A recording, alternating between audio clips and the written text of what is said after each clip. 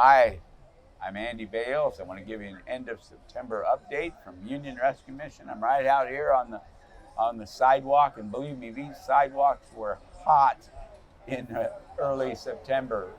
We had to fight to stay alive. Really, it was so hot in September. We had to do 2 water walks a day to help keep our neighbors healthy and alive.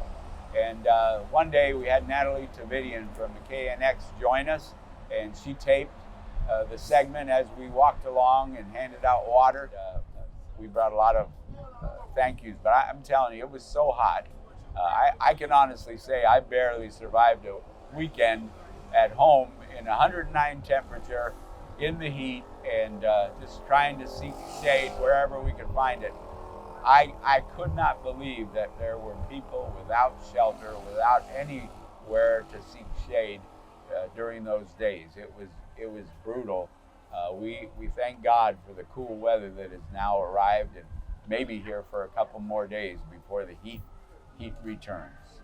I was very proud of our governor for moving back 30 years ago to some common sense. It's been missing in our world, but he decided to push ahead with a care court.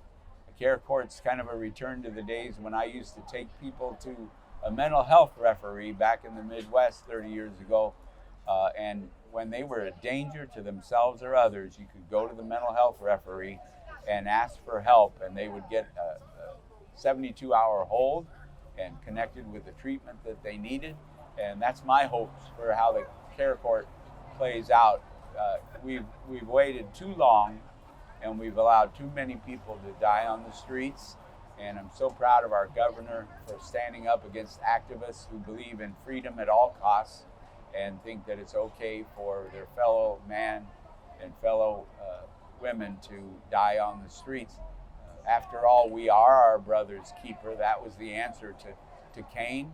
And Proverbs 24:11 says, if you see somebody stumbling toward their death, you should intervene and save them because God in heaven knows your heart and he will be the judge of all things. So kudos to our governor for care court becoming a reality. Had a couple remarkable events. I'm perhaps maybe the most encouraging events I've experienced at Union Rescue Mission in my career.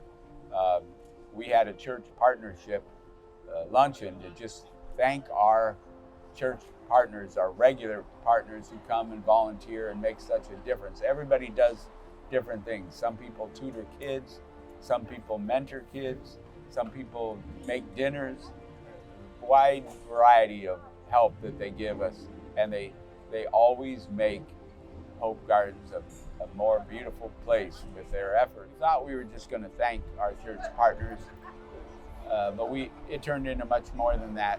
One of our ladies shared a powerful testimony of life transformation, lost her child, got her child back. She was one of my neighbors in Pasadena. Then 6 beautiful ladies stood up and sang the Revelation song, and Holy, Holy, Holy is the Lord God Almighty, and it was just an incredible moment.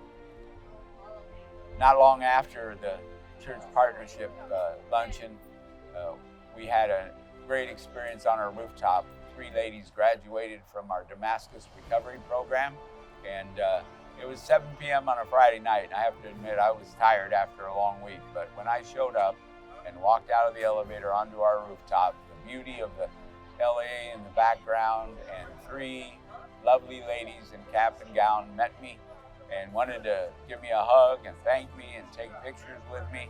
My mood changed quickly to just celebration and joy as these 3 ladies shared their stories of life transformation. One was from the Ukraine and had traveled a long ways to get the help here that she needed, and one had lost her child and was able to get their child back and is heading toward an apartment with their child, and one had moved here after living in a storage unit. And as she graduated that night and shared a powerful testimony, her son was going to graduate the next day from the Dream Center. It was a beautiful moment, and the The music was wonderful from the Long Beach YWAM, and Lisa Jones, now one of our chaplains downtown, who's been in YWAM a long time, gave a brilliant message. And one of her friends, Lauren, she invited, only for the second time, did a poetry, did kind of a poetry, rap, spoken word, you name it. But it went on for 15 minutes about the three ladies and their lives. And it was perhaps one of the most powerful things I've ever heard. So much so, we've asked her to repeat that on our radio show, Stories from Skid Row, amazing stories from Skid Row on FM 99.5 every night at 9:30 p.m. and Saturday nights at 5:30 p.m. We've been in the news a lot. In fact, should show up in an editorial in the LA Times any moment, and also interviewed for an article about voting for more money to go toward homelessness. And I have objected to the extra tax on citizens in order to put more money toward housing.